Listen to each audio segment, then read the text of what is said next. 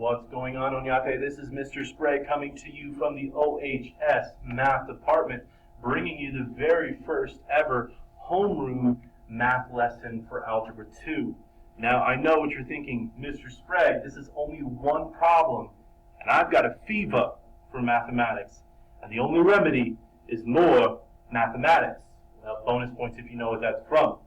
But fear not, my friends, we've got more mathematics coming to you each and every single week in your homeroom, so make sure you show up to your homeroom, participate in these lessons. They'll make those PARCC and EOC scores go right up, put you well on the track for graduation. Today, this problem was taken straight from the PARCC practice exam. We have a parabola which is given to us, and we call that f of x. That's the one that's the black curve going up and down. And then we also have a function called g of x, which is negative 3x plus 2. That's a line with a y-intercept of positive 2 right here, and a slope of negative 3, which means we go down 3 and then over 1. It's been drawn for you. So the question here is f of negative 2 is greater than g of negative 2.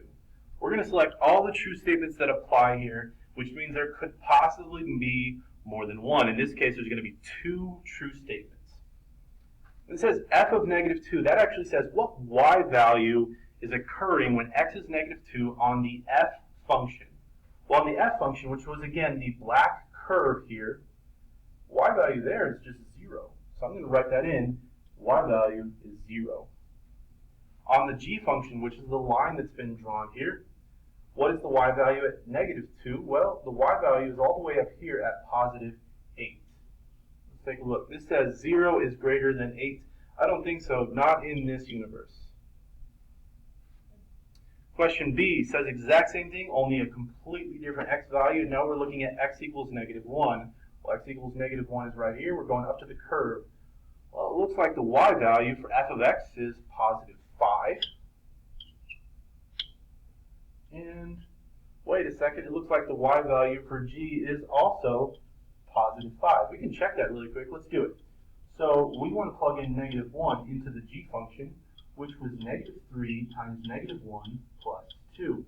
Well, that's going to be 3 plus 2, which is indeed 5. Very good. So question B, f of negative 1 is less than g of negative 1, or 5 is less than 5. Well, 5 is equal to 5, so not quite. Question C, f of 0 is greater than g of 0. Well, let's take a look at 0. So when x is 0, we have up here at the curve for f of x, that is 8. When x is 0 on the g function, we are at 2. Is 8 greater than 2? You bet it is, so I'm going to put a check mark next to that one. I'm going to circle that C is a true statement. We're going to repeat the same process for D. D, the f function, has a y value at 9 when x is 1. It also has g has a y value of, looks like negative 1 here, when x is positive 1. Is 9 less than negative 1? Sorry, not happening. So let's take a last look at E, and then we are done. F of 2 is greater than g of 2. Well, let's see. F of 2, that gives me a total of 8. Looking way up here at this point here. And then g of 2, well, that's right here going to 2, and we're going to go down to the curve. That looks like negative 4. And again, we can always check this by plugging it into the equation given to us of negative 3x plus 2. 8 is greater than negative 4. That looks like a true statement. So our only two true statements are C and E. Thank you for joining me, Onyate. Good luck.